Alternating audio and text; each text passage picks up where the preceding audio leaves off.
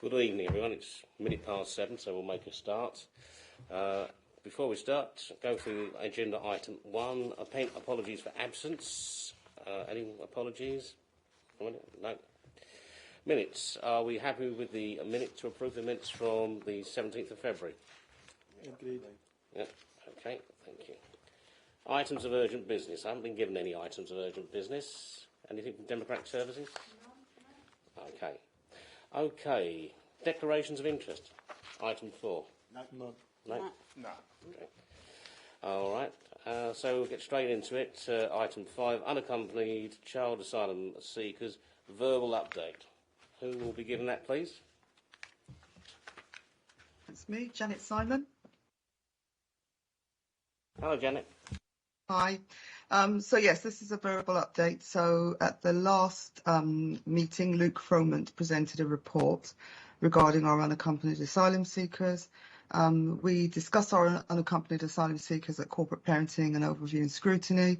They are looked after children, so subject to the same policies and procedures and rights and entitlements of other looked after children. So our cohort of unaccompanied asylum seekers for each local authority, it's 0.07 of the child population, and for Thurrock that is 31. So we're a port of entry, so generally our US coming through Thurrock through the ports. We've currently got 28 unaccompanied asylum seekers, 2 of which are girls and the other 26 are boys. They range from age 13 through to 17 and are in a range of placements. There's nothing new to add really from the last report.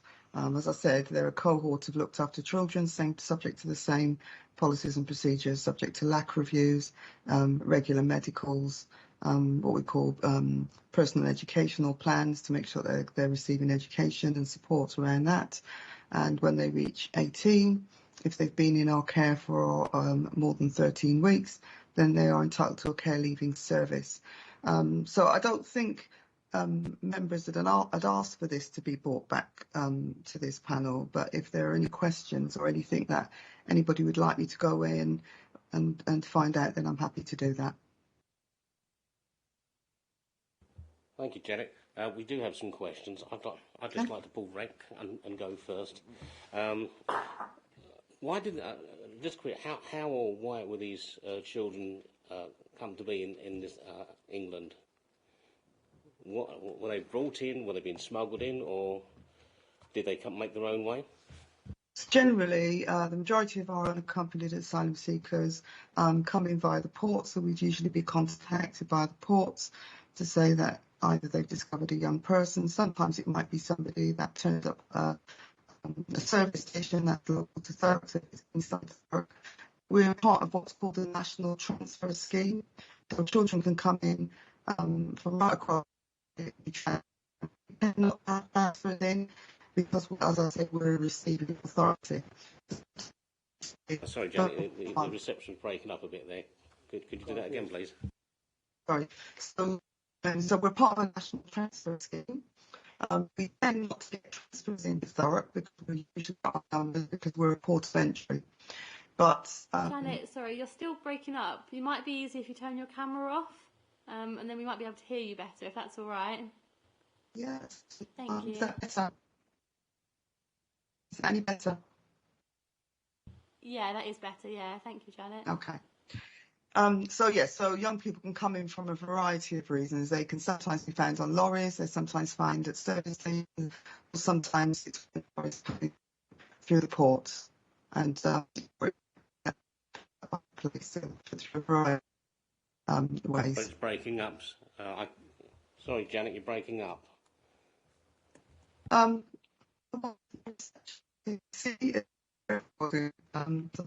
Breaking up. So yes, they come through a variety of routes, via the port, via service stations, via all through the national transfer scheme.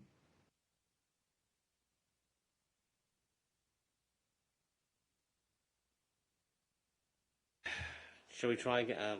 What can we do? Sorry, Janet, you're breaking up. again. Do you want to try just leaving the meeting and rejoining quickly? Because we still Okay, can't hear I you will very do. well. Sorry, Janet. Thank you.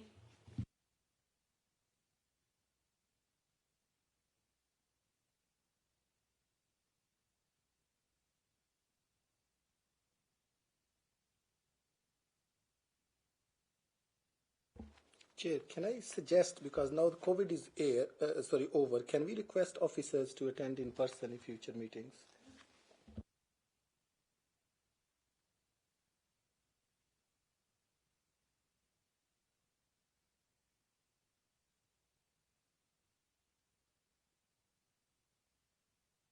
Is that any better?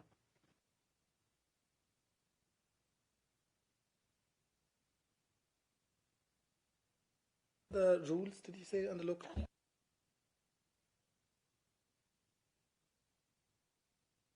Can you hear me? You can. Okay. So, Are we back? yes, I can. Okay, Janet, hopefully we'll be able to hear you without it breaking up again. Don't you just love technology? Okay, so I was talking about how young people come into the country, unaccompanied asylum seekers. So, as I said, they come in through a variety of routes, sometimes via the ports, sometimes through the police picking them up if they're found, and sometimes it might be at a service station or something like that. And occasionally a transfer through the National Transfer Scheme, but that's rare because we're a receiving authority. Okay, so how do they actually get here? They people smugglers? Did they have to pay people smugglers, or did they just stow away on lorries and ships? Sometimes they are stowing away on lorries. Sometimes they are paying people to be able to get here. So we get a variety of stories and of events from young people about how they've managed to get across. So sometimes they are paying. Often young people are paying to come across, and sometimes they're coming from other European countries as well. So they're travelling. They're doing really long routes, sometimes taking months to get to the UK. Okay, thank you. Is there a commonality of about them, or are these it's just disparate people coming from disparate places for disparate reasons? Well, usually, obviously, as unaccompanied asylum seekers, young people are saying that they fear for their safety. So there's a criteria around making an asylum application. So it's usually young people who are saying that where they're living, they're fearing for their safety. They're usually males. The vast majority are aged 16 and above. And we have in our current cohort of young people, we have a number of young people from different places. So from Afghanistan, so from a variety of places. There's no one place that you can say, well, they're definitely from there, or it's for this reason or for that reason. You know, different young people are coming with their own reasons for wanting to be in the UK. Sometimes it's because parents have been killed. Sometimes they've got no family. So I can see right now, in terms of looking at our young people, we've got 5 from Afghanistan, we've got 1 Albanian, we've got a number of young people from who are Eritrean, and a number of young people who are Sudanese and Syrian. I take it, so no Ukrainians yet?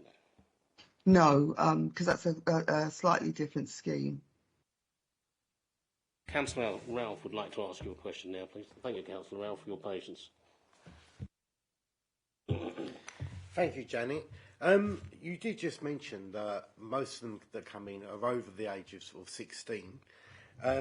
When they do hit 18, am I right in thinking that we do offer that care package? How many do we have over that age limit at the moment that are receiving that care package from us, over the age of 18? I don't have the exact number, so they're considered adults, but I can find that out probably before the end of this meeting and get that sent across to you. That's not too hard to find out. Thank you. Please, Can you also tell me how much it's costing the council for that care package between the ages of 18 and 25? I believe that is the age gap that we offer that package through. Okay, so for 18 to 25-year-olds, they're considered adults. So when a young person comes into the country, they'll make their asylum application, and most young people will have been given rights to benefits, to work, by the time they're 18, in which case they'd be entitled to claim benefits, they'd be entitled to work, they'd be able to pay their own rent. I don't have the exact figures in terms of how much we're paying, but generally young adults would be, especially if they're over 18, would be expected to contribute to their own accommodation unless they've got additional needs. Thank you, Janet. Could you come back to me with the figures on that, please? I will do. Yeah. If you could come down and show us to the whole committee, we'd like to know. Thank you. Okay. Councillor Shinney. Just a quick question. You know the younger asylum seekers, aged 16, what course of action do you take to reuniting them with their parents at all? Do you have any actions? So we will always try and reunite young people with their family and try and keep them in touch. So we work with the Red Cross. Obviously young people sometimes do have contact details for family back home, and we do try and make sure that they're able to maintain that contact if at all possible. Thank you. Councillor Chukwu.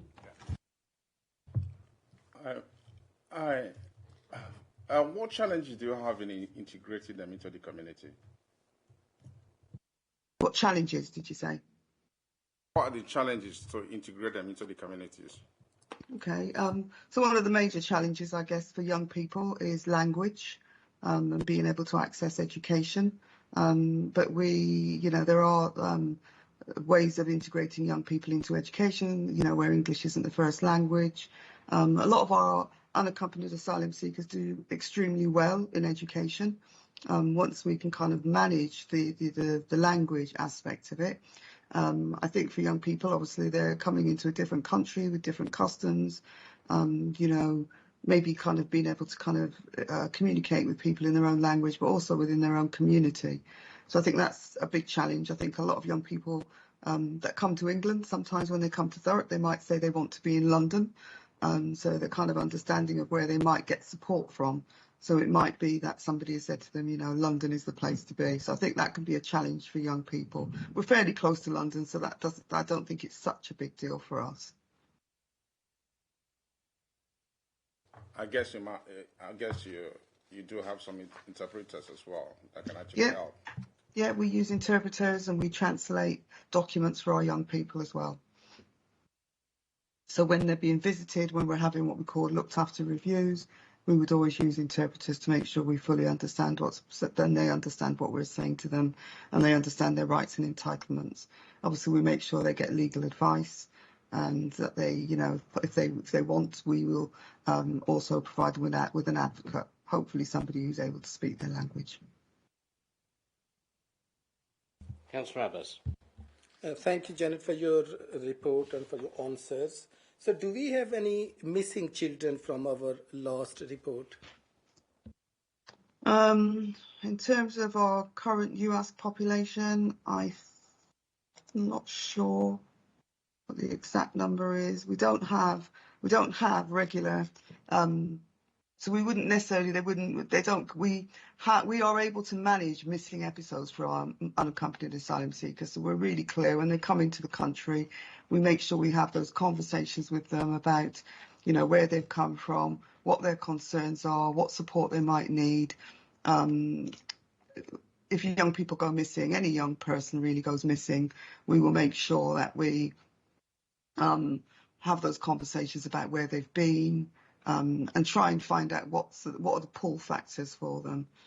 So we have missing young people on a daily basis, sometimes for a couple of hours, sometimes for less than that.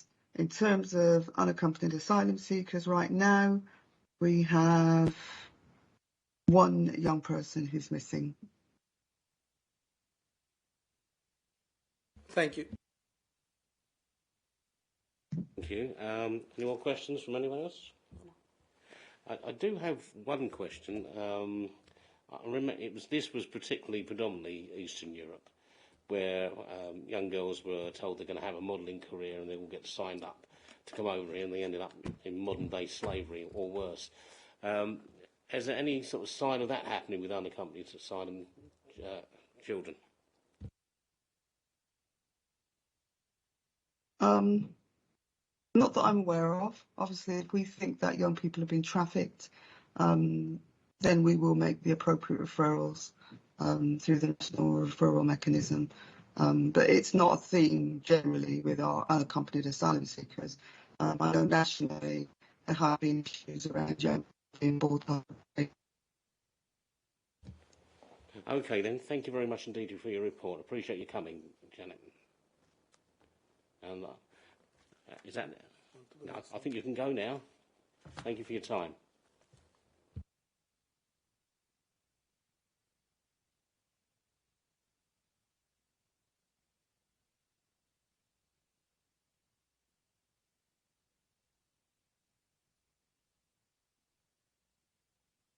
Thank you. Item 6, communication strategy in relation to prevent counter-terrorism and extremism. And who's going to present that, please? That'll be me, Councillor Collins. Thank you, Michelle. Thank you very much, and good evening, everybody. Thank you for giving me the opportunity to talk to you about an update on our benchmarking exercise in relation to Prevent, and to focus tonight on the areas of development identified. Elected members can provide leadership and scrutiny locally, and I think as key stakeholders, it's really important we have this discussion tonight and see how you can support us in facilitating the delivery of Prevent.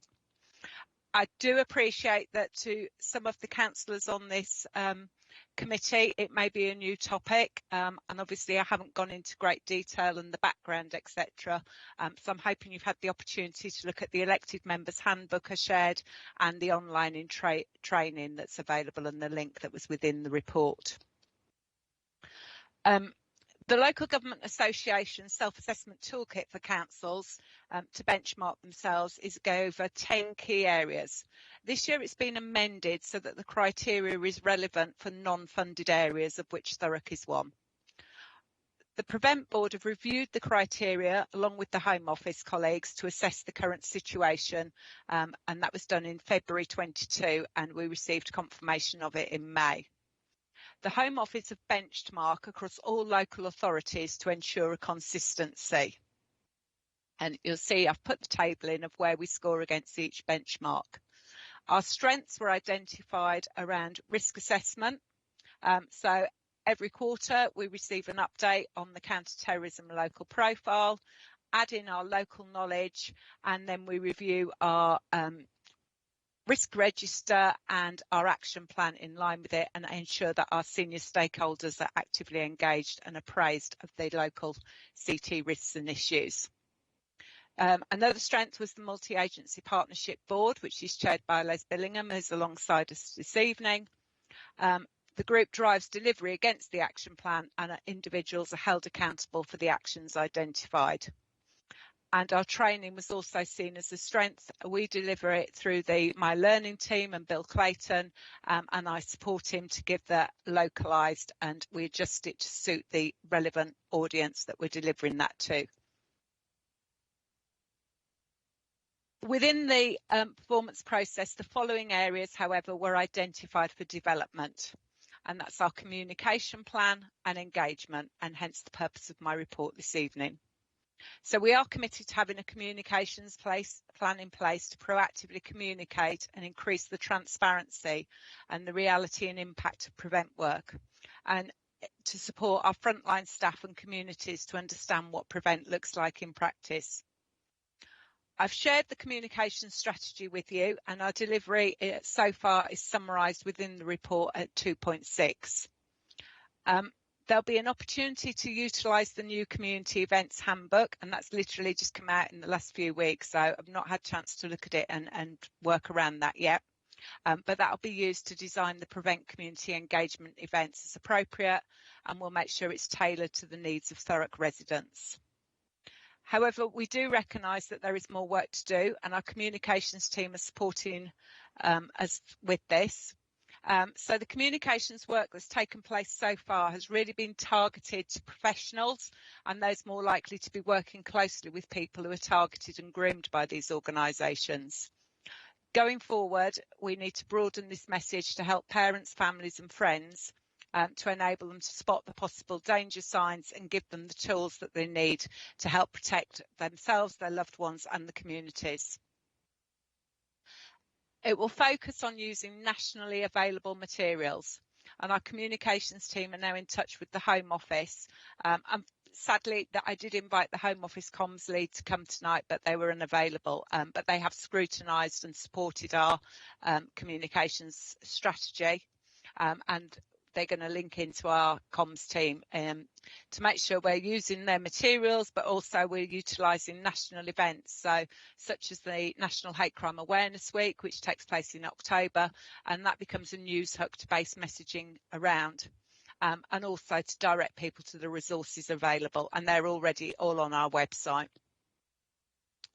We will always use national campaign materials because they are more recognisable and be more effective in delivering these messages. The communication strategy will see a continuation of the targeted work and a greater proactive push on broader communications and use the channels available to us, so our social media accounts and the regular e-newsletters that we publish to residents. And also, alongside that, the council tenant focused housing newsletter. And that goes to over 2,500 council tenants. Scott has asked me to raise with you and suggest to you that one avenue that you may wish to explore is how we can help you to share information with your networks. We appreciate that councillors often have access to different networks than officers, and that messages are received differently.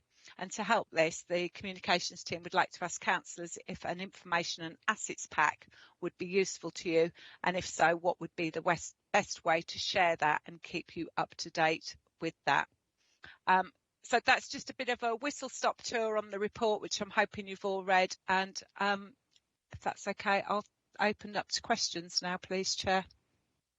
Thank you, Michelle. I'll start off, if you don't mind, begin with. I'm looking at the glossary in the actual report. The first bit, prevent handbook for elected members.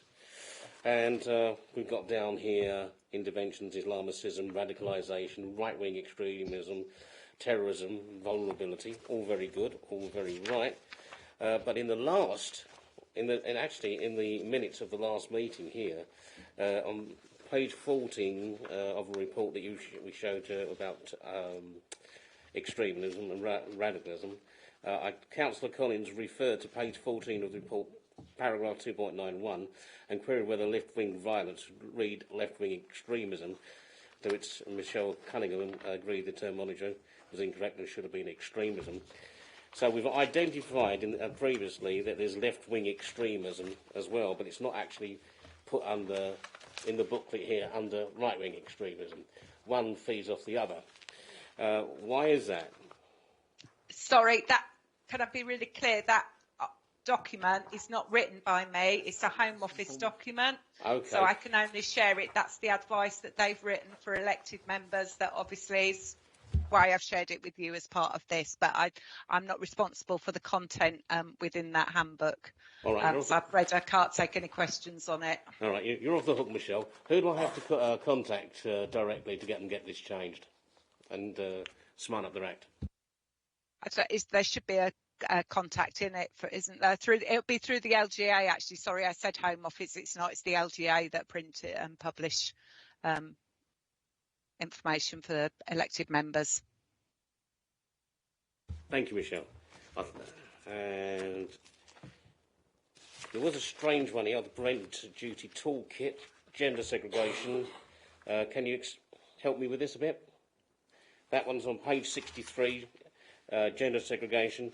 Local authorities should ensure they are familiar with their legal obligations under equality law and how this relates to their policy on gender segregation at events and meetings held on their estate or in connection with their activities. Is this the LTA I should refer this to as well? Sorry, is that in regards to events? And so are we complying with the prevent duty? And the answer is we have developed a tool. It's not a toolkit. It's a questionnaire. We've got it within the council. So whenever we hire out premises or bring in speakers, we have a questionnaire to complete on them to make sure we are not knowingly offering the opportunity for people to have a platform for hate speech. So the council have got that and have adopted it. We have shared it with our venues.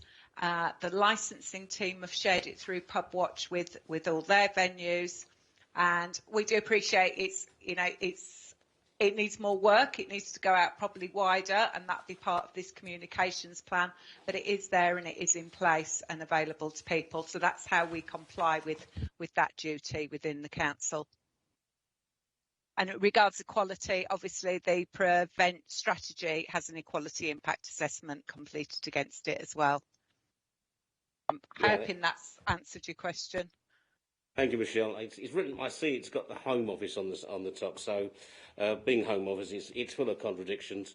I mean, looking at page 65, extreme speaker policy case study.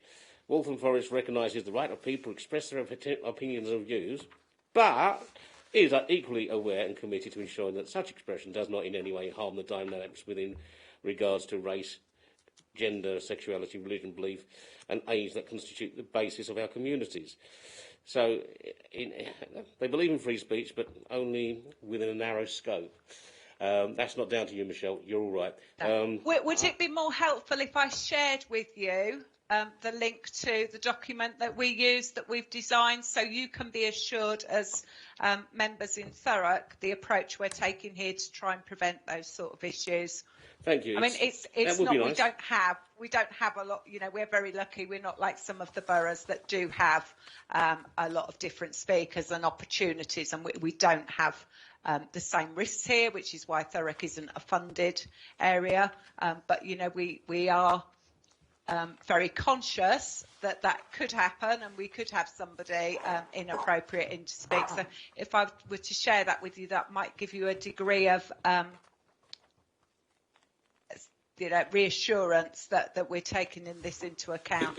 And also, you know, for any events you're attending or aware of, to prompt them to make sure that they're using this toolkit as well to cover themselves and reassure anybody hosting a meeting that they're not leaving themselves open to these issues. Yeah, that would be quite useful, Michelle. Thank you. Okay, I'm just going to hand over to Councillor Ralph. Thank you, Chair. Thank you, Michelle. Going through the document, it did strike me that there's been an area that's been missed off, and that is where a lot of the radicalisation is being taken part on social media games and like PlayStations, Xboxes, especially on games like Call of Duty and all that. There doesn't seem anything in the report that guides us to how to tackle that. I know a lot of the recent cases have been radicalised through social media games or platform games. I don't know if there's any advice you can give on that, on how we can do our events. Is it within the schools again? Is it that sort of stuff? Highlighting to parents to notice the difference in their children, that sort of stuff. You know, spending more time, although teenagers do spend most of their time in their bedrooms alone on Xboxes and PlayStations. Yeah, I've got one downstairs now doing exactly the same, Councillor Ralph. Yes, that's a really good point. And during COVID and lockdown, it was one we were very conscious of, and advice was published, and that was shared with all the schools and came home to parents. So that advice is there. The Let's Discuss toolkit is the latest toolkit that's come out, and that's around online radicalisation. So all of that information is there. It has all gone out through the head teacher's bulletin. But I think you raise a really good point, and an area we've maybe not covered in the comms strategy is about how we can get that out to parents better. So maybe that's a strand I could ask our comms team to look at how we publish that and promote it around the online safety. Because the information's there, it's all available on either the Let's Talk About It website and the new Let's Discuss within there. So that information's available, but it is just about having that bigger push on it and recognising it as a separate identity in itself in that action plan. So yeah, really valid point. Thank you. Yeah, because obviously he highlighted that our communications score was quite low, so I don't know if that would reflect in that. It could help get that communication out to the community. Thank you. Thank you, Councillor Abbas. Thank you, Michelle, for your report. Just on page 11, 2.6, no, in terms of engagement, you said consider further engagements. So can you please briefly explain us, like, what engagement kind of we had with these communities and what further methods are we using?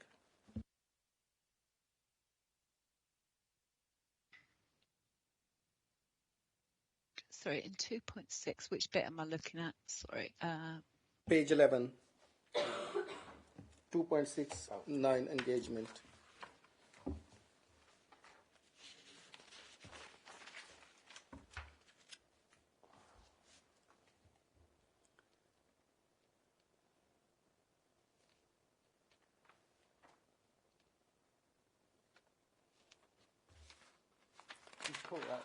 Oh, sorry. With educators. No, that's 2.6 communication plan, and then there's the engagement. 2.6, the last two lines. I don't know what I've done with my report, but it's not got that in there. Sorry, I'm looking at the summary. Apologies, too many things open on my screen.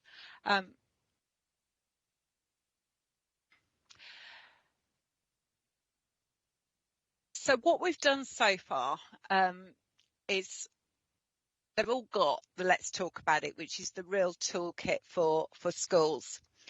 We've just completed their Section 11 audits and highlighted, and I think this happened probably when we last did this about 3 years ago, that one area that still seems to be a gap with the schools is governors. Now, all governors got a Let's Talk About It booklet sent to them. We provided 10 per school, so that should have gone out to all governors. But I think we need to look at, we're doing an awareness session for governors on gangs, and I'm going to look at that agenda and whether we could cover prevent as well, or whether we do a separate agenda for them on prevent. And I think the important thing there is to put into context and how it works in Thurrock. So they can all, we can all go online and do the online training. It's about how that fits to Thurrock and the context locally, which I think is important to do. So they've had something, but there's more to do. We've delivered, the Department of Education have a lead for further education, and he sits on our Prevent board. And has been very proactive in Thurrock. He's engaged with both the colleges and done some work there, but he actually also attended our Safeguarding Leads Forum, so that's all schools, primary and secondary, and delivered an input there, which was extremely helpful and well received. And on the back of that, the schools asked if we could provide them with a better briefing constantly, because they don't get anything other than once they've attended training, that's it. They don't get anything more on prevent. So we've shared the risk assessments with them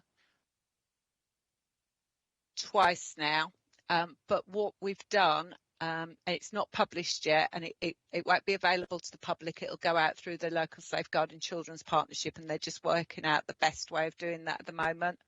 But we've produced a full contextualised safeguarding report, and that's going to be done for schools every term, so 3 times a year. It'll go to head teachers and the safeguarding lead, and will include a summary risk assessment of prevent.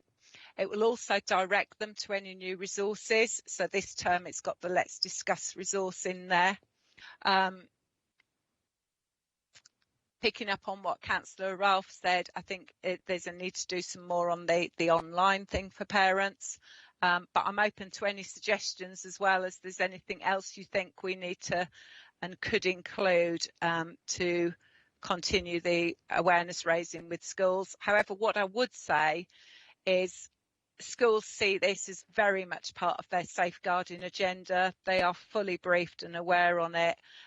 They are nationally and locally, they are the best referrers of Prevent through to through to the channel panels, and I'd say our Prevent board is very well represented as well. Both our safeguarding leads from our 2 colleges sit on it. Our Assistant Director for Education sits on that board, and as I said, we've got representatives from the Department of Education.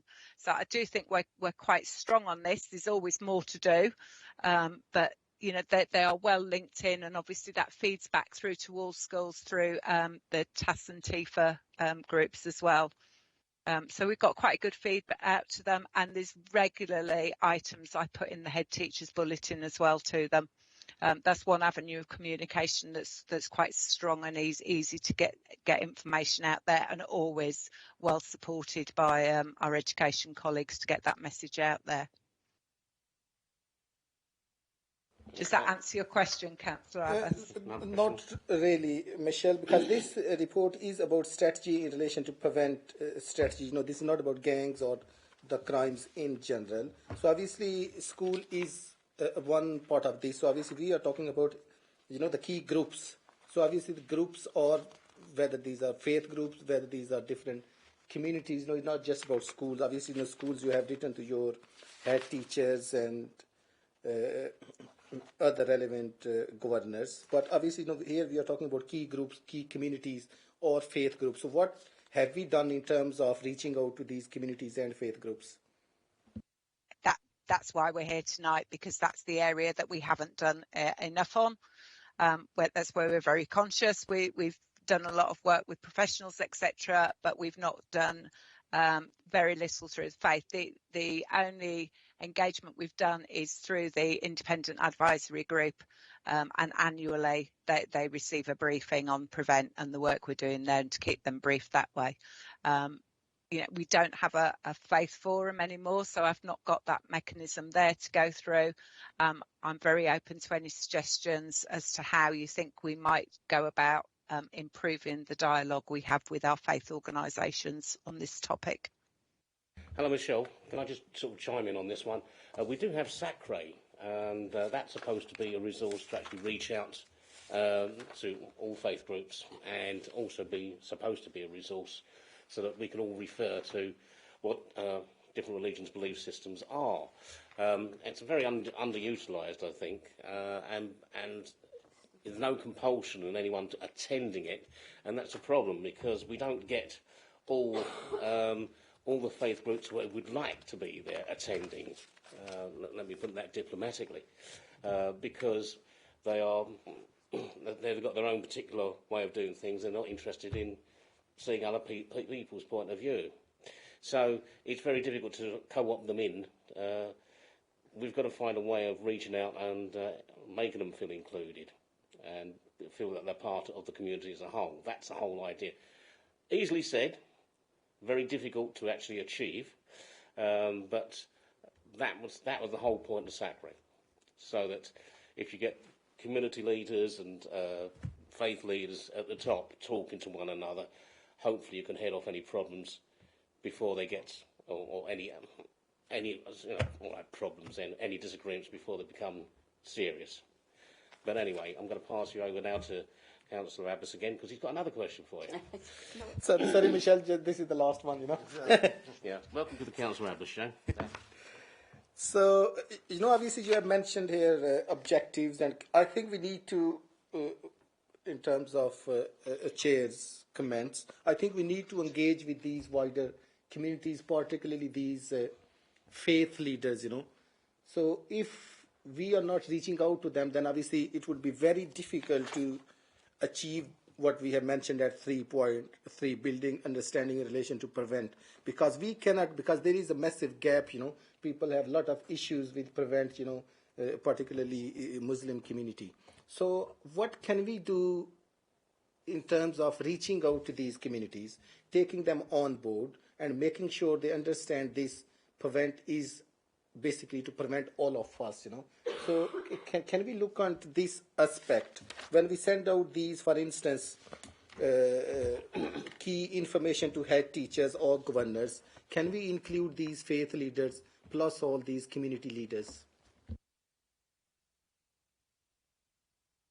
I think that would be a different briefing, and we use the Home Office Act now is the way, sorry, they've just rebranded it. It's now called Act Early.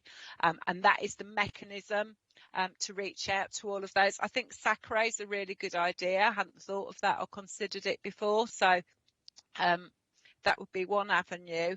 Another one would be the community forums. So we've got more work probably we could do with community forums to reach out that way. I'm wondering, Hate Crime Awareness Week, as Scott said, is a good way of reaching out, and our community safety engagement officers do a lot of work around faith groups there, and whether they can use this put this message there as well. And I'm hoping Les has got some more ideas how we can build on this. Not really, Michelle. I was just going to say it's a very reasonable point. But I can assure the council that we spend an awful lot of time when we meet, particularly with the police, discussing those very issues. It's an important area to communicate effectively with, and as the council has alluded to, part of that is about demystifying some of this. That it's not a sort of anti-Islamic process, or it's a genuinely widespread attempt to ensure that we are aware of and reacting to the threat of terrorism across the piece. But if the councillor can come with any ideas that he thinks may improve our ability to get into certain groups, obviously we would welcome that. But it is something that we spend a lot of time discussing and trying our best to deal with. So it's a very good point. I can assure you we'll continue to do that, but we do it anyway as a matter of course through the prevent work. But as I say, if anyone's got any ideas about how we can target specific groups where there may be a need to sort of more fully explain what we're doing, then we would very much welcome that. As part of this communication plan really is to identify gaps and to sort of come up with plans to deal with them. Thanks, Les. I just want to go back before I let somebody else in to speak. From my own experience of SACRA, I did push the idea that it was supposed to be a resource. What would help?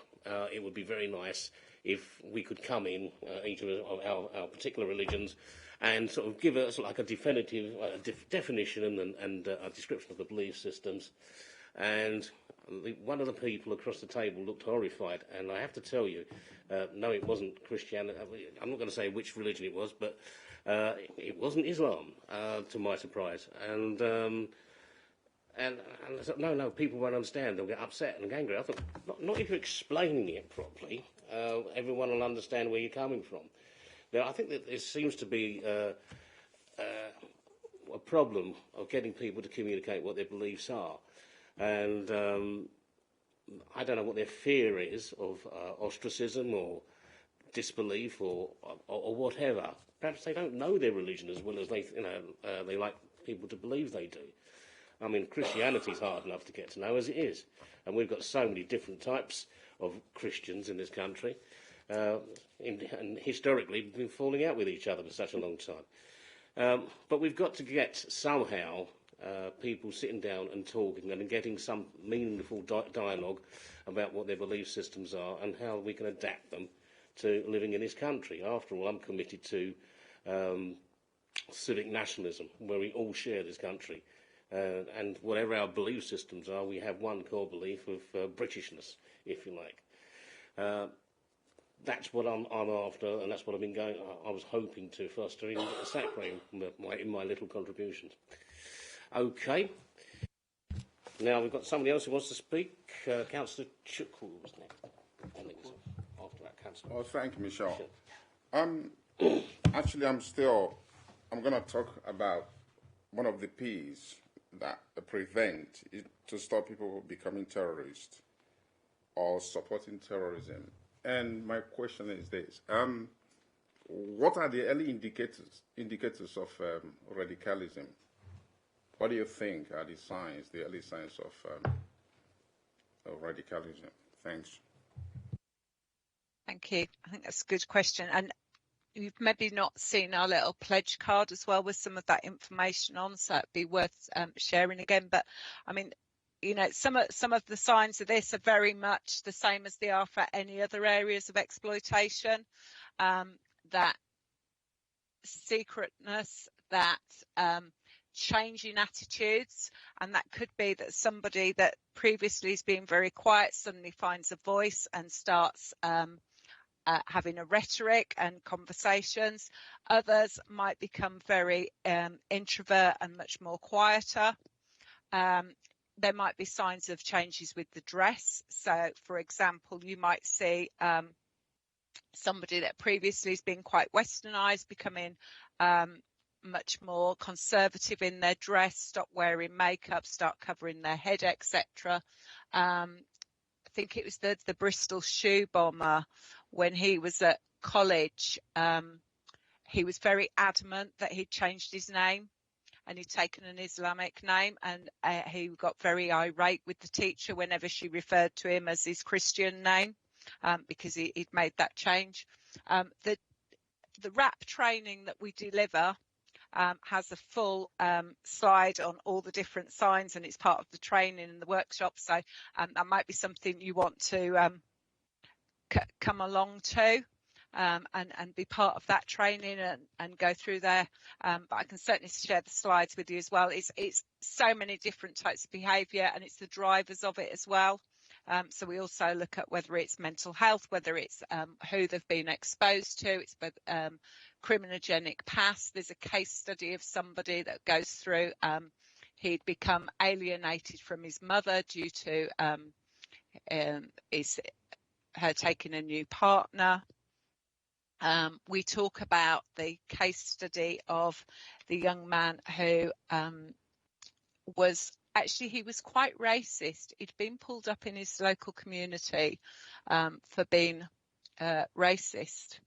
And then something happened and changed him. And I think he'd broken up with his girlfriend. And his brother talks very eloquently about this and how him and his mum started to see him disassociating from them and from the family. He started to cook using different pots. He wouldn't eat with them, changed his dress, and he was trying to get out to, I think it was Syria, I can't remember, it might have been, I know eventually he got through to Kenya via Egypt, and he died out there fighting. And that's a really good case study and really shows the process that he went through, but it's told by his mum. So it's oh, sorry, I've got an alarm on my phone that keeps going off. And it's told by his mum and the signs that she saw and the changes in him. So it's really powerful as a family to be able to see that. And the Act Early website has a number of case studies on there as well.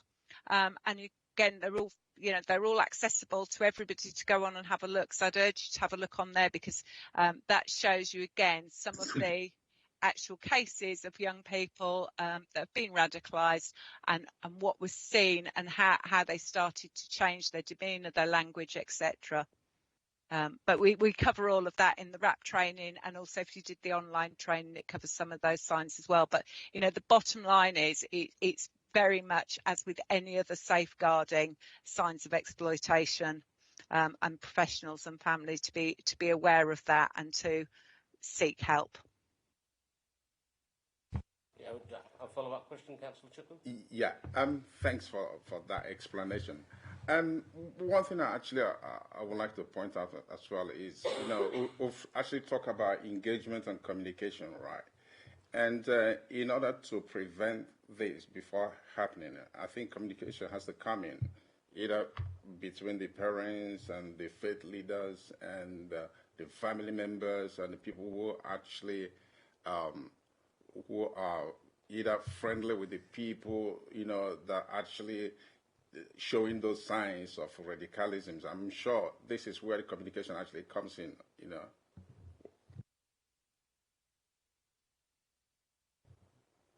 Absolutely, and I think that this is why we're sitting here tonight. We've recognised that there is more to do to reach out to our communities, and the guidance is all there. The website, the information on the Act Early, it's all there. It's all been consulted on, so it's appropriate language, etc.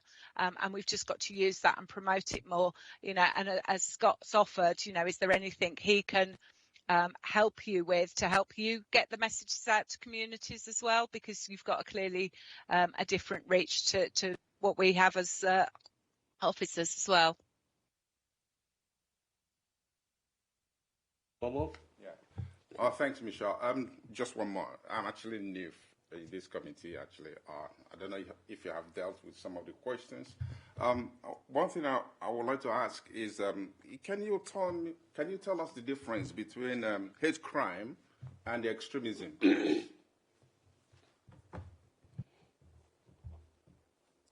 Yeah, and we've had previous discussions on that at these meetings, and our hate crime officer has been along. So hate crime is where somebody perceives that they have been victimised due to one of their protected characteristics. Okay, so extremism is an ideology. That's in a nutshell the two differences. But again, the training that we deliver, it's prevent training, but actually at the end of it, we spend 20 minutes covering hate crime awareness as well, because we're very conscious that if somebody is constantly victimised for their religion or their race, then that may mean them have a rhetoric and could potentially lead them to extremism. And I think what we've got to bear in mind in Thurrock and across the eastern region, the greatest risk to us is from right-wing extremism.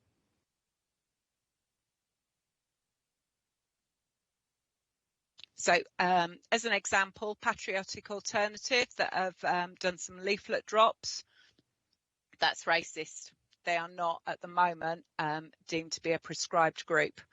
So they're not deemed a terrorist organisation, but they are seen to be racist in the language and the information that they pass out. So it's probably quite a good example of the difference between the two there. Whereas National Action are a prescribed group. Thank you, Michelle. Thank you. Councillor Schnick. Hello, Michelle. You said that you've got two people sitting on the boards in colleges. I just wondered how they're reaching out to the people in colleges, to get their views on things.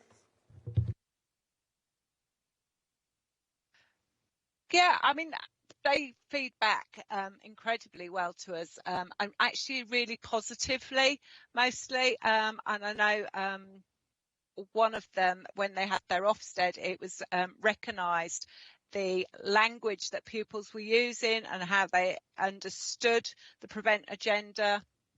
And they were talking, they talked really eloquently. And also there's an example of somebody they reported, a teacher they reported for some language. So some really positive examples that they share.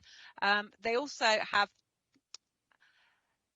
I guess they foster conversations. So by the two safeguarding leads having a good understanding of prevent, they know how to have a dialogue. So it's not just about, someone said something, we need to refer them to channel. It's someone said that, let me explore, and they have the conversations and they use different websites and they'll point people in direction. Obviously that they talk far more eloquently than I'm doing about this third hand, but them having an understanding enables them to have a conversation with young people.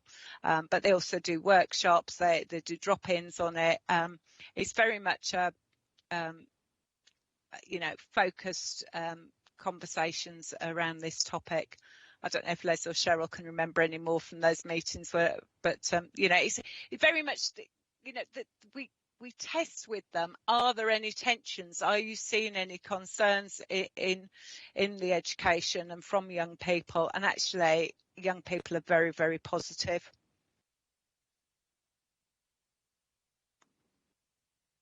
Just to follow up on that, I guess the biggest distinction is one of age and maturity, of course. So when we're dealing with schools, what we're doing very much is introducing the concepts, and at quite a low level often, just beginning to raise awareness amongst young people of the kind of issues that are potentially there, and the consequences of some of those beliefs. But I think in colleges, what I've observed is they are able to have a much more mature conversation in the way that Michelle has explained. So they can deal with sort of actual examples. They can have difficult conversations about individual beliefs and where they can sometimes lead if they become radicalised. So the sense I get from those two members is that the colleges in Thurrock are pretty healthy.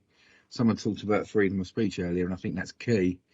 And I think they do encourage those difficult conversations. And as long as that's in a safe environment and it doesn't lead to any tension between individual students, then I absolutely think that's the best way of dealing with this. And I think they're doing a good job.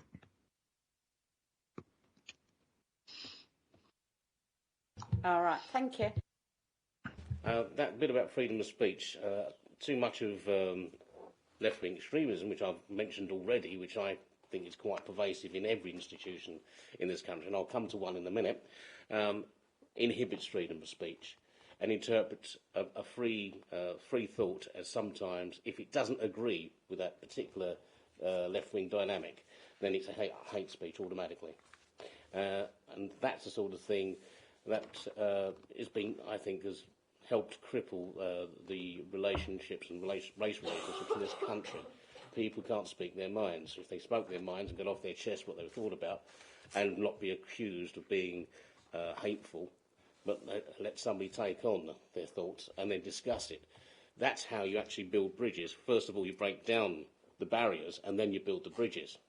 It can be a painful process, because the truth can be painful at times. But you've got to have that dialogue, because if you don't have a dialogue, there's no communication. And if there's no communication, there is no solution to what the difference is. It'll just go on festering. Okay. One of those cases, or believe it or not, was with the Church of England. Are you aware of Calvin Robinson? Anyone heard of Calvin Robinson? A nice, affable young black British chap who was studying with the Church of England to become ordained. And then one day he was asked by his bishop, what is your politics? He said, conservative. So you can't be in the Church of England because you're too conservative. So he was chucked off. Now, how does that happen? It's just one of those things that I find we just trip over every day and ignore. We shouldn't. Anyway, Councillor Ralph, you're going to have something to say. Yeah. Been listening to my colleagues and councillors speaking. You've come to us asking for fresh ideas on how to put this forward. Listen to what the colleagues have said. It's that engagement with our community that is key. As councillors, it's something that we do very well. We got elected, so we do engage with our communities. Councillor Abbas is now portfolio holder for communities. He engages very well with different faith groups, and he is a key ingredient on this board now to help us get into these groups, can you highlight anything you think that we could do better from reading the strategy? Is there anything you think we're missing? We're quite lucky in Thurrock. We've not been linked to any extreme events. If that's just by luck or by that we're doing a really good job, we don't know. But if we can highlight that, we can try and stop that from ever happening. Yeah. So if you can think of anything that we're missing, that'd be really helpful for us that we can put in there and help these suggestions to go forward. Personally, what I feel, I think there is a communication gap at this end, at the council's end. We think we are doing everything what we can do, but there isn't anything within these communities where they can. I think we are failing to showcase the good work what we are doing to these communities. So there is, I think, a big communication gap between us and within these communities. So communities think there is no one we can reach out inside the council. So maybe we have certain groups we think, okay, we have reached out, but Thurrock is changing, is more diverse now. There are more communities, and I don't think so, because I mix up with so many communities, with faith groups. I never heard from anyone they had kind of any positive interaction or even a contact from council. So in terms of my own kind of portfolio, so we have started invited different communities. So the first batch of meetings we're going to have from tomorrow onward. So we have invited first time, I think probably inside the council, where different community groups and faith groups. So we are having this open conversation with them, how we can support them and what they want from us as a council. So I think that is a good starting point. So we will see how this our conversation or these meetings lead us to. I think we just need to kind of open up ourselves up. Like we are doing a lot of good work, but we need to kind of translate this work into these communities, practically. So it doesn't have to be just theoretical stuff. Thank you for that, Councillor Abbas. Okay. Any more questions, anyone? Yeah, I'll still finish it off. Okay. Just listen to what Councillor Abbas said. Michelle, you said about the two people we have sitting on the board at the schools, they're going to the colleges. Chair, I don't know if it would be worth having them come in and demonstrate what they do, talk to our communities. That would be great, because we've got any other business where we'll be talking about that. Yeah, so this is to put this down those communication ideas. That's right. So this would increase our communication skill, which is only sitting at 2 at the moment. Yeah, when we get to that bit.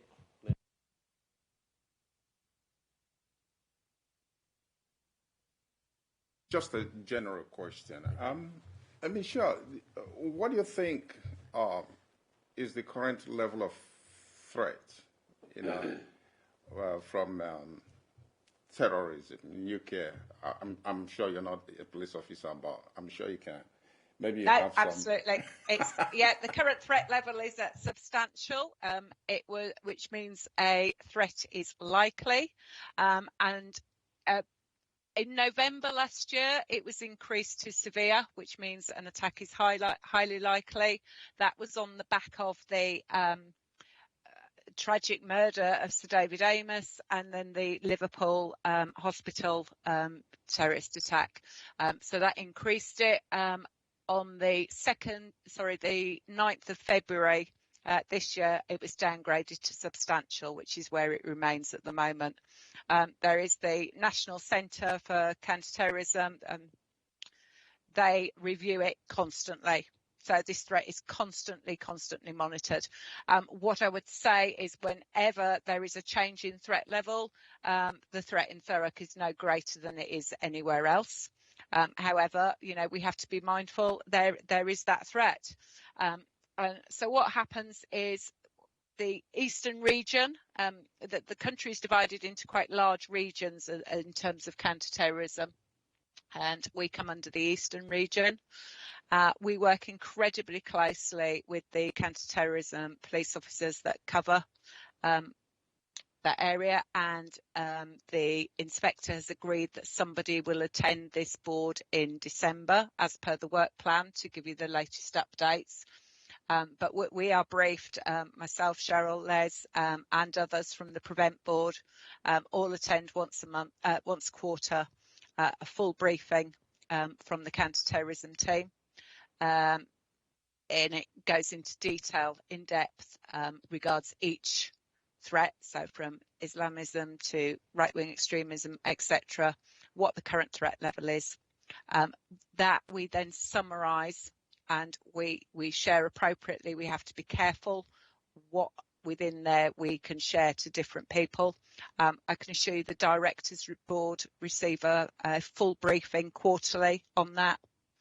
The Community Safety Partnership Board, which meets quarterly, which Councillor Collins and Councillor Gledhill sit on, they receive that briefing every quarter as well, so they are constantly appraised of the terror risk and threat level.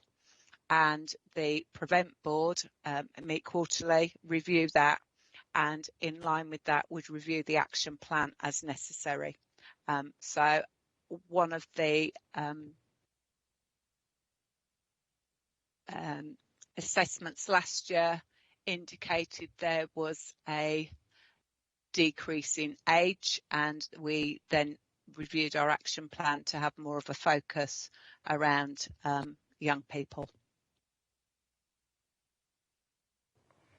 Thank you, Michelle. One more question, Michelle. You know the murder of the MP in Southend, right? Yeah. My question is, what lessons can we learn, and how can we prevent things from happening in future? Yeah, so he was a lone attacker, and there hasn't been any learnings published from that I've seen.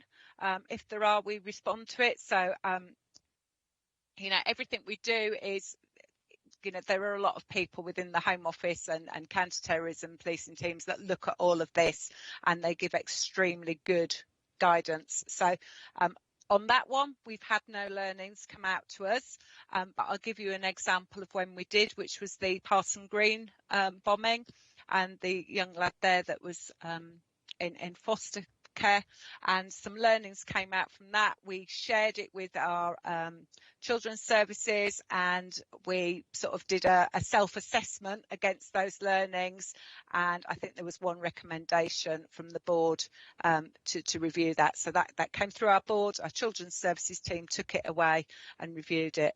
Cheryl? Thanks, Michelle. Just to add to that point, I think just after that incident, that tragic incident with Sir David Amis, police did release some very useful guidance that's useful for members to follow. If you're arranging to meet a member of the public in a public place or anything like that, it's really good guidance to follow. So if you're happy, I'll forward a copy round to this group after the meeting. Yes, please. Thank you, Cheryl.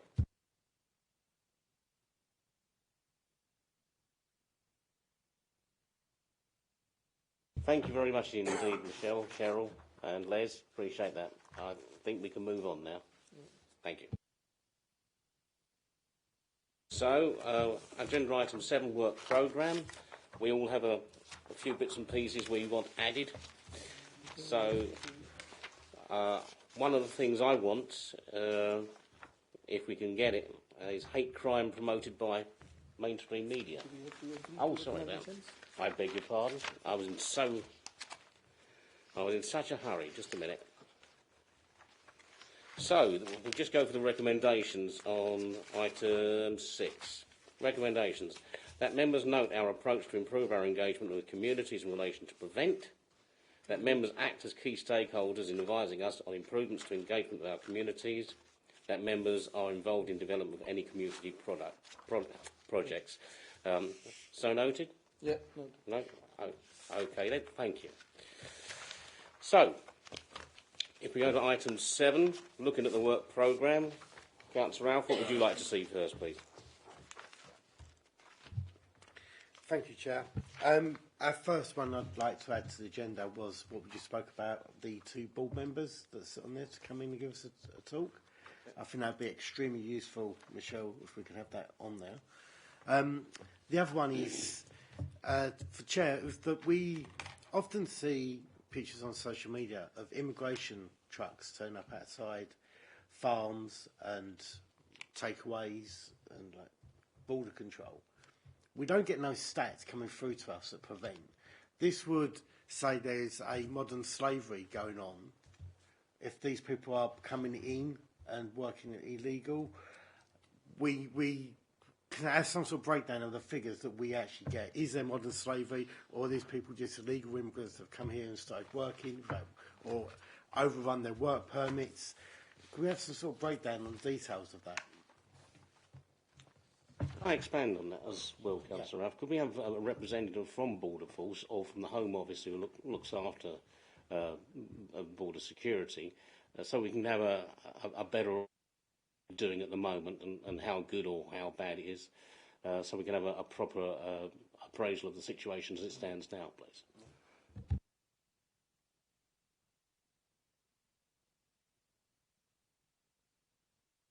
Hello? Anyone hear that? Can I come in? Yes, please. So for I think it was the next meeting, we've got modern day slavery, and I've got DI who leads on organised immigration crime agreeing to come and attend to give you an update. So could just be clear what the stats, because I think there's two different parts of Essex Police there potentially that would have the information you want. So he would have the information regards incursions through our borders, etc. But if you're after modern day slavery information, that might be a different team. So I just need to clarify what we want there. And I don't know about Border Force, but I can inquire. Yeah, could we hear from both teams, I think? Michelle? Could we hear from both teams? Modern day slavery and border, please.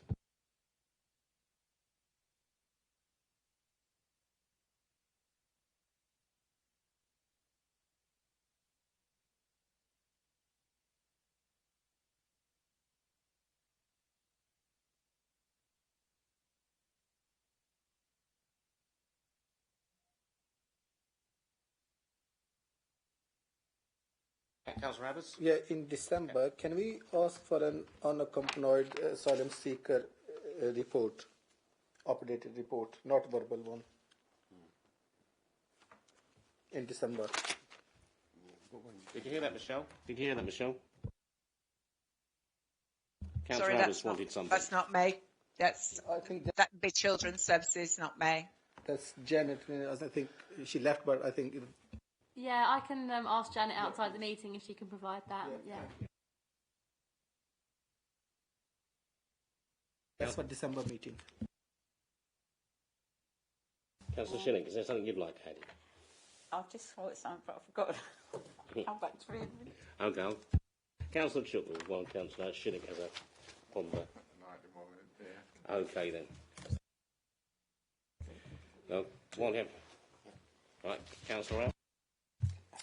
Yeah, I'd like an update from. I know we've got the police coming in on Operation Bluebird.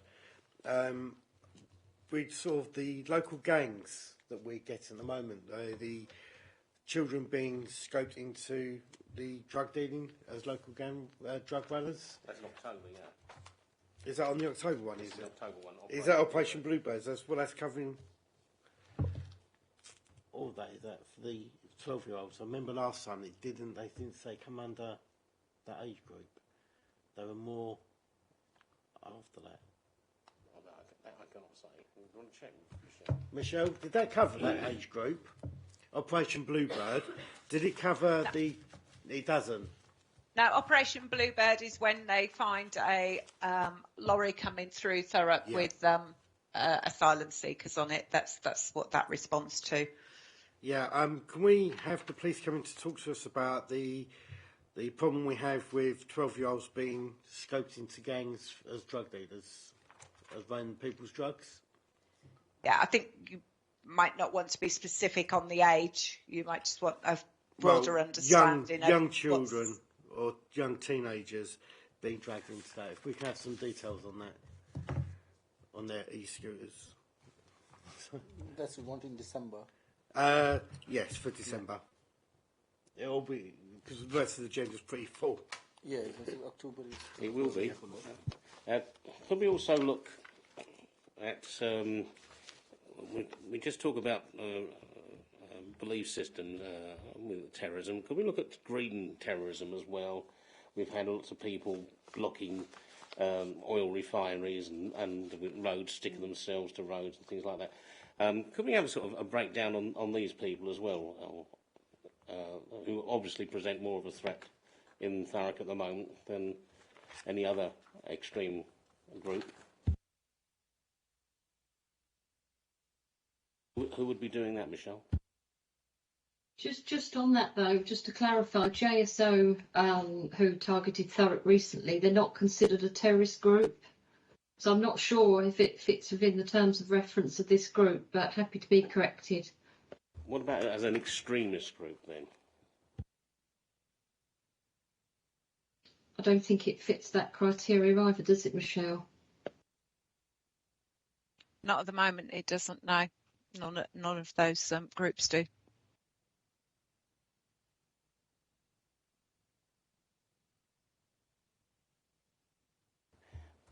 What about Extinction Rebellion?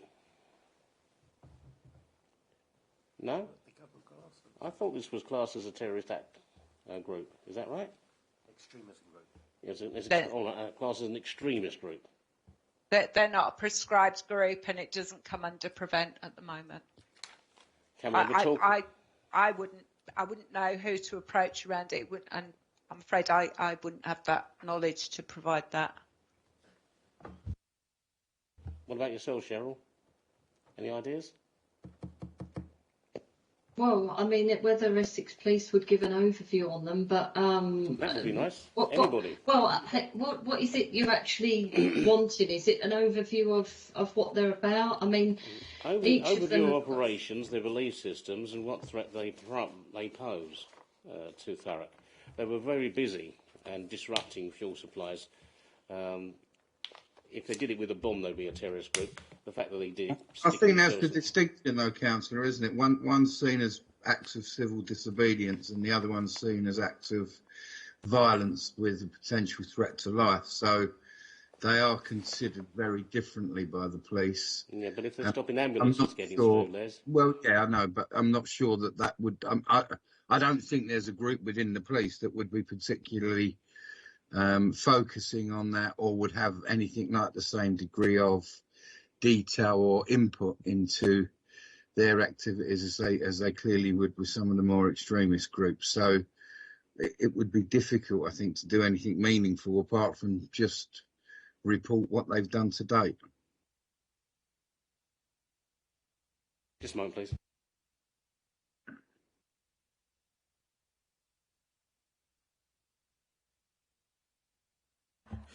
So the councillors are of view because this is Hidden and Extreme Harms Prevention Committee. So obviously it's an extreme harm. They use harm in terms of blocking the roads and creating this chaos.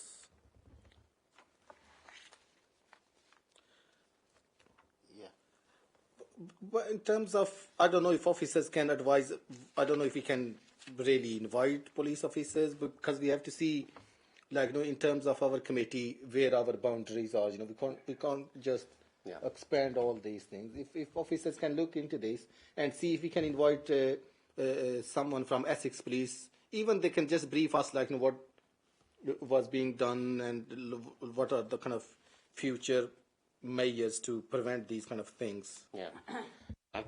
In other words, we'd like to know what lessons we've learned from this. So if we have another group like this acting like this in Thurrock, we will know how to react to it sooner rather than later. Can we do that? The only caveat I'd say is obviously some of this is subject to legal investigation, so we need to be a bit careful. I would imagine police will be a bit guarded what they can and can't talk about. So whether it's something for a future agenda item worth considering. I'd be happy with half a loaf rather than none. And I don't, after having all this kicking off in Thurrock, then we cannot walk away and ignore it. We should at least address some of it and what lessons we've learned from it. I would suggest that we go back and review the term of reference with them serving. The danger is, as Councillor Abbas has said, if we continue to expand areas of concern exponentially with everything that happens, then we could get into a situation where it becomes a committee of kind of everything and loses its focus. So my suggestion would be that we take it back, review the terms of reference, and are clear about what is within scope and what isn't, because otherwise I just think it might become unwieldy. Okay, Les, that'll do. Thank you. Yeah, just on point of clarification, we personally we are not declaring any group an extremist group, which is not as part of this, because I think there was earlier a confusion. So we just want to clarify from this group, we are not declaring anyone an extremist or anyone. So there is a difference between disturbing a daily life for our residents and declaring someone an extremist. So just want to make it clear. Sure. Yeah, and that's kind of one of the points, really. That if you think about the title of the group, it does say extreme harm. Now, it's a moot point whether or not shutting the M25 down for 24 hours is extreme harm. But I think in the kind of definition that sat behind the original group's purpose, it probably wouldn't fit, if I'm honest. But I can understand why people would want to look at it. So I just think if we can tidy that up, it's sort of, it takes away any difference of opinion or any sort of questioning about what is and what isn't scope. Okay, well, perhaps if you can tidy that up, and we'll come. Yeah. Also, we'll take half a loaf rather than a whole loaf if we have to. Thank you. And Councillor Schilling would like to say something. Yeah, I just wondered if it might be beneficial to get head teachers along, or like a couple of them, just to get their views and what they think on, radicalism and so forth. Hello, anyone? Head teachers?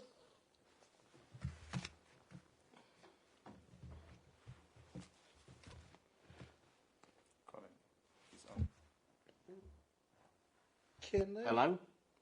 just add up something? Shall we go back to the head teachers? Sorry, I wasn't sure who was going to respond. I guess, again, it goes back to what it is you want to talk to them about and what the specific ask is. And then it would be down to Janet or maybe Michelle Lucas to arrange that. If you wanted a particular report about radicalisation within schools or whatever, I think that's reasonable, but it needs to be specific. Just inviting head teachers along is a bit ambiguous unless we know exactly what it is you want to cover, and then I think it's possible. Yeah. Michelle? I was going to suggest we might be better off, if you agree, we could invite our contact in the Home Office, the Department of Education, who is the Prevent lead, and he could talk about wider responses to schools and what the issues are and what they're doing within the Department of Education, rather than very conscious. This is a public meeting and you're asking head teachers to come along and talk about safeguarding in their schools, and it might not be, it could also be very difficult for them to talk without identifying issues in their own school as well, which would be a concern for me. But inviting the Department of Education lead along, he'd be talking much more broadly and around the concerns, what he's doing to support head teachers in addressing radicalisation. Yeah, that's a good idea. Thank you, Michelle. Yeah, can I just add up, something? Obviously, the head teachers, these are our partners, so mostly they look to the council, in terms of guidance and in terms of... And leadership. Yeah. So if we will start inviting them, I think it wouldn't be a good message, in terms of, if, for instance, if someone is working with us in implementing this Prevent, and then we ask them, kind of scrutinizing them, so they will, I think we will be sending a wrong message, So I think, as I earlier said, we need to kind of keep our focus within our boundaries, like what our focus is and where our boundaries are within our. Okay. Yeah. Okay, we'll keep our boundaries, and perhaps we could have a meeting with them first to see what they would be happy to do. Yeah. Going back to extreme green politics, I have my colleague, Councillor Ralph. Sorry, I've been up since I didn't get to bed till 2. I'm actually quite light-headed now. It's quite a nice feeling. But he's showing me a copy of The Guardian on his phone. I don't know if you can actually. No, you won't see that, will you? No. Where's the camera? But it's on The Guardian. Terrorism list. This is dated the 10th of January. Yeah, 10th of January 2020. Terrorism police list Extinction Rebellion as extremist ideology. Police scramble to recall guide issued to teachers putting climate activists alongside far-right groups. Why not far-left groups? Counter-terrorism placed the extinct non-violent group Extinction Rebellion on a list of extremist ideologies that should be reported to the authorities running the Prevent programme, which aims to catch those at risk of committing atrocities, The Guardian has learned. So that's the police in 2020, 10th of January 2020, labelling Extinction Rebellion as a extremist ideology. Thank you, Councillor Ralph.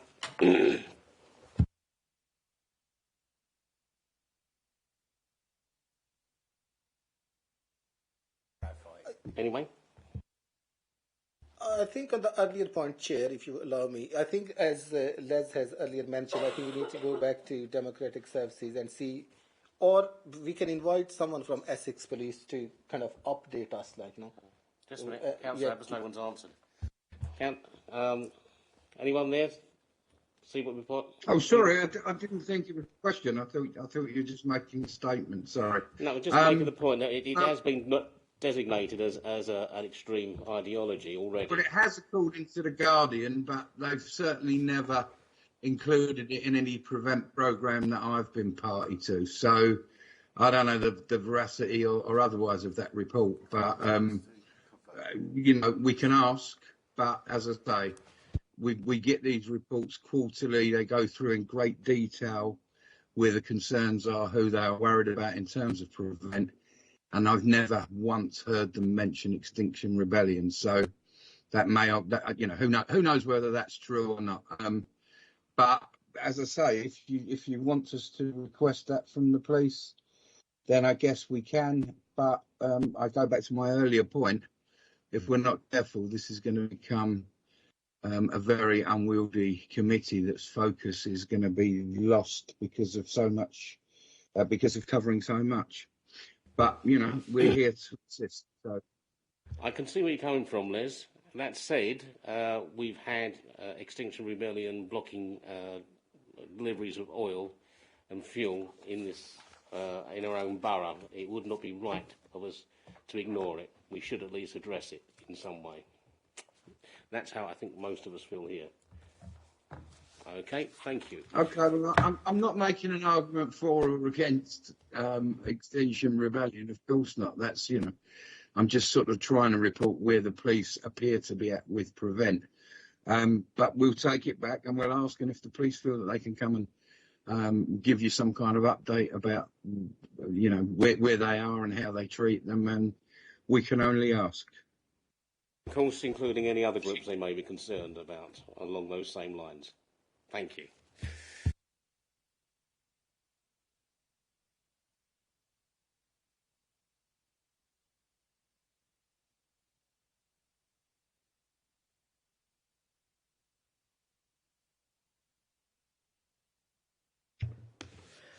Thank you for that, Chair. Just on the item that you've been discussing, it's been suggested it may not have been a hazard, but parked at the bottom of Askew Farm Road for the majority of the activities of the fuel issues were a unit from the ambulance service known as the HEART team, which is hazardous and response team, so they were anticipating a serious incident. And if you think of every one of those tankers as a bomb, which is exactly what they are, and the stress that those drivers were put under and having to be police escorted out of the various, and identifying Thurrock with its lakeside issues, how it gridlocks, and the amount of fuel depots and the aviation line that runs through it, as well as the Channel Tunnel link, the river crossings. I think the points that my colleagues have made on the committee tonight are very valid, and what was the organisation behind it? Do the police feel that we were targeted because of some of these, very potentially dangerous issues that we do have in Thurrock? So it's just a comment and observation on some of the discussion that's gone on. Thank you. Thank you, Georgette. Much appreciated. Well, that raises an interesting point, actually. It might be better to focus on coma sites and contingency plans around that, which is essentially what Councillor Polly was just talking about, which moves it away from a specific group, but does talk about the level of risk that Thurrock faces because of its coma sites, and some reassurance around what we do to ensure that they're protected. Maybe, just a suggestion, maybe a better way of approaching this. And Cheryl, of course, is our resident expert, so should be able to do a really good update on that. Up to you. Yep, that'll do nicely. Thank you. Okay. You okay with that, Cheryl? Sorry, I volunteered you there. Yeah, I mean, what I can do, Les, is give an oversight. I mean, obviously, we do that for the 15th of December, please. Yes, I can. I was just going to say the each of the sites do, it has to have an emergency plan. There's slightly separate issues, to what we've faced regarding JSO and the protesters, etc. I think I won't be able to go into detail about every single site plan because there is commercially sensitive information contained in those plans, but I can certainly talk around those plans. Yep. But I don't think it will close some of the gaps that you've got, some of your queries in relation to specific threats that these specific groups pose, put it that way. I think that's fair, Cheryl, but I think also there is something about all of those sites being in Thurrock that constitutes a risk in itself. So maybe that's the beginning of a conversation. And then if we do want to take that further, I think that's probably a sensible approach. Yeah, happy to do that. Great, thank you. Does anyone have anything else they want to add? You want to go? Yeah. If you want to go, you can go. It's all right. Well, I think we're nearly finished anyway. Anyone else? Anything else? If of course anything comes up and we want to discuss it and add this to the work programme, just let me know and I'll put it forward. Right, thank you very much. It's now 8:35. I'll call it this meeting to an end. Thank you very much, everyone.